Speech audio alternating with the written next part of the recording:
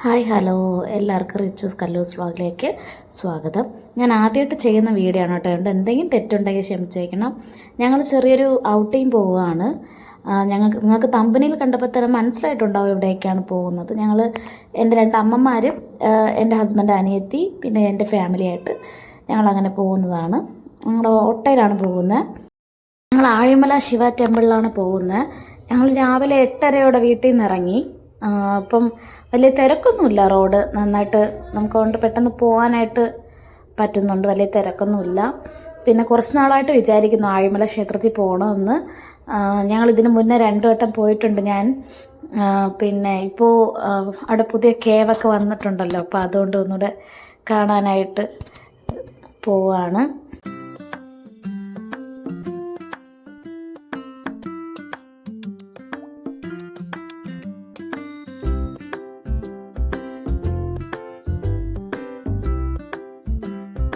അപ്പോൾ അതേ നമ്മൾ ആർച്ച് കാണുന്നുണ്ട്, ആഴിമല ക്ഷേത്രത്തിൻ്റെ ആർച്ച് റൈറ്റ് സൈഡിലായിട്ട്.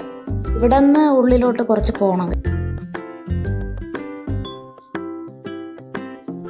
നമ്മളിതാ ക്ഷേത്രത്തിൻ്റെ ഫ്രണ്ടിലെത്തി കേട്ടോ.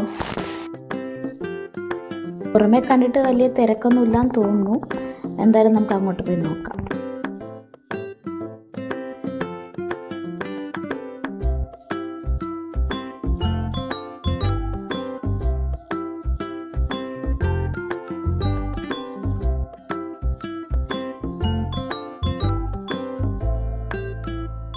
ഇവിടെ ബസ്സിൽ വരാനും സൗകര്യമുള്ളവർക്ക് എളുപ്പമാണ് കേട്ടോ. കാരണം ഇവിടെ ഇടവിട്ട് ബസ്സുണ്ട്.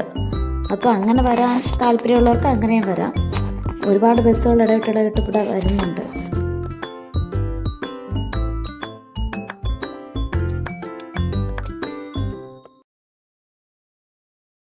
ചേട്ടൻ വരാൻ വേണ്ടി വെയിറ്റ് ചെയ്ത് നിൽക്കുകയാണ്. ചേട്ടൻ ഓട്ടോ പാർക്ക് ചെയ്യാൻ വേണ്ടിയിട്ട് പോയത്.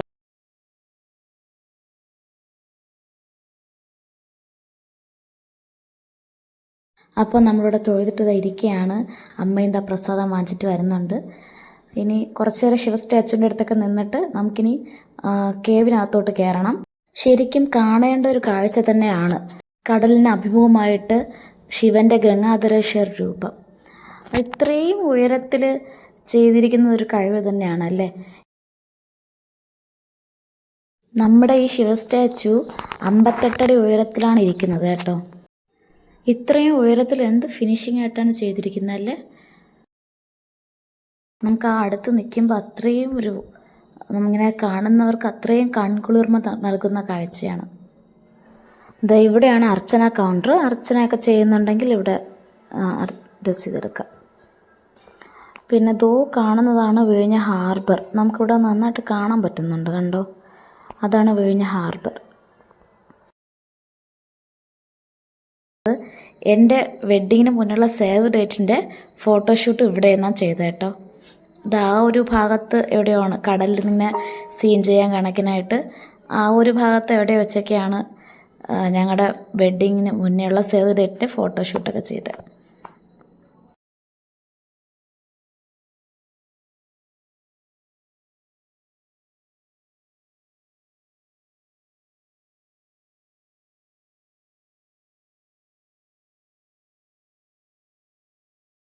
അപ്പോൾ നമ്മൾ പുറത്തോട്ട് ഇറങ്ങി.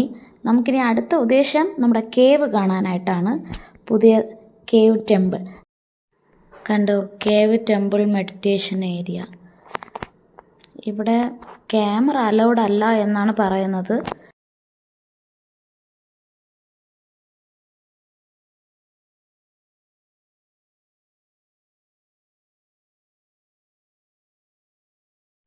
കുട്ടികൾക്ക് ചാർജില്ല കേട്ടോ. കുട്ടികൾക്ക് ഫ്രീ ആണ്. മുതിർന്നവർക്ക് മാത്രം 100 രൂപ വെച്ച്. ഞങ്ങൾ 5 പേരുണ്ടായിരുന്നു. 5 പേർക്ക് 500 രൂപയാണ് ആയത്. ഇനി അങ്ങോട്ട് ക്യാമറ അലൗഡ് അല്ല. ഇവിടെയാണ് ടിക്കറ്റ് കൗണ്ടർ കേട്ടോ. കറക്റ്റ് ഇവിടെയാണ്. അടിപൊളി കേട്ടോ, അടിപൊളി, രക്ഷയില്ല. അടിപൊളിയായിട്ടുണ്ട്. പിന്നെ നമ്മുടെ മുഖം കണ്ടാൽ നിങ്ങൾക്ക് മനസ്സിലാവും അത്രമാത്രം നമ്മുടെ ശിവൻ്റെ ഓരോ രൂപങ്ങളാണ് കേട്ടോ. അതിനകത്ത് ഓരോ അവതാരങ്ങൾ, ഓരോ രൂപങ്ങൾ. ഇത് നമ്മൾ കണ്ടിറങ്ങി വരുന്ന ഭാഗത്തുള്ള വ്യൂ ആണിത്. നമുക്കകത്ത് ക്യാമറ അലൗഡ് അല്ലാത്തതുകൊണ്ടൊന്നും കാണാൻ പറ്റില്ല. അകത്തൊരു ശിവലിംഗമൊക്കെ ഉണ്ട്. നമുക്കവിടെ അവിടെ നിന്ന് എനിക്ക് രുദ്രാക്ഷം കിട്ടിയായിരുന്നു കേട്ടോ. നമുക്ക് എല്ലാവർക്കും കൊടുക്കുന്നുണ്ട് ഓരോ രുദ്രാക്ഷം ഇങ്ങനെ പ്രസാദം പോലെ. അങ്ങനെ കിട്ടിയിട്ടുണ്ടായിരുന്നു. എന്തോ മനസ്സിന് ഭയങ്കര ഒരു സന്തോഷം.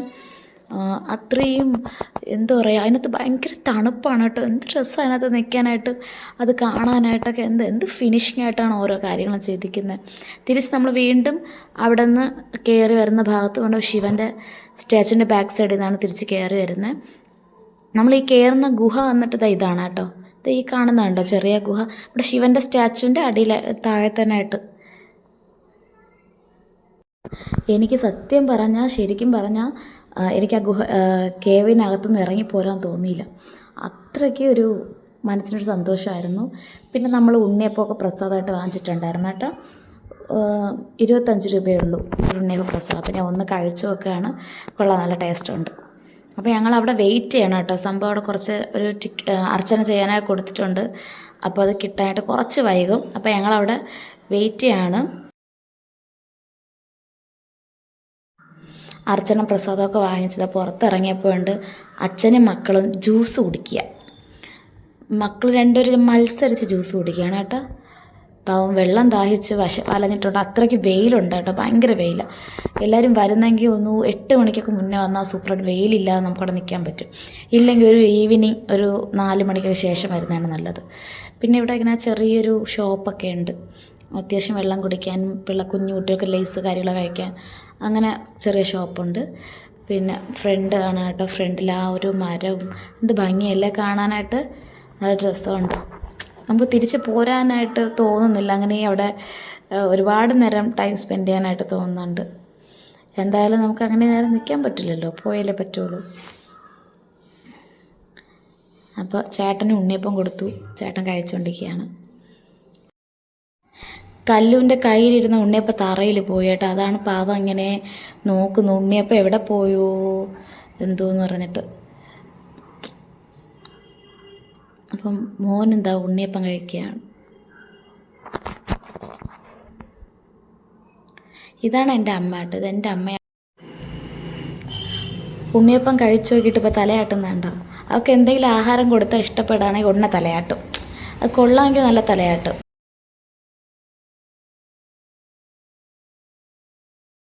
ശരി, അപ്പം നമ്മൾ തിരിക്കാറായി. അപ്പം ഇനി ഒരിക്കൽ പിന്നീട് എപ്പോഴെങ്കിലും എന്നല്ല, ഇനിയും വരാൻ ആഗ്രഹമുണ്ട്, വരും. പിന്നെ നമ്മൾ പോകുന്ന വഴിയിലൊരു ഹോട്ടലിൽ കയറി ഫുഡ് കഴിക്കാൻ വെച്ചു. കാരണം ആകെ തളർന്നു, വെയിലൊക്കെ കൊണ്ടിട്ട് ക്ഷീണിച്ച് വിശന്ന്. അപ്പോൾ എല്ലാവരുമായിട്ട് ഫുഡ് കഴിക്കാനായിട്ടിരുന്നു. അപ്പോൾ അത്രയേ ഉള്ളൂ വീഡിയോ. ഓക്കെ, എല്ലാവരും സപ്പോർട്ട് ചെയ്യുക. ഫസ്റ്റ് വീഡിയോ ആയതുകൊണ്ടാണ് ഇങ്ങനെ ചെറിയ മിസ്റ്റേക്ക് കാര്യങ്ങളൊക്കെ ഉണ്ടെന്ന് എനിക്കറിയാം. എല്ലാവരും സപ്പോർട്ട് ചെയ്യുക, ലൈക്ക് ചെയ്യുക, ഷെയർ ചെയ്യുക, സബ്സ്ക്രൈബ് ചെയ്യുക. Bye.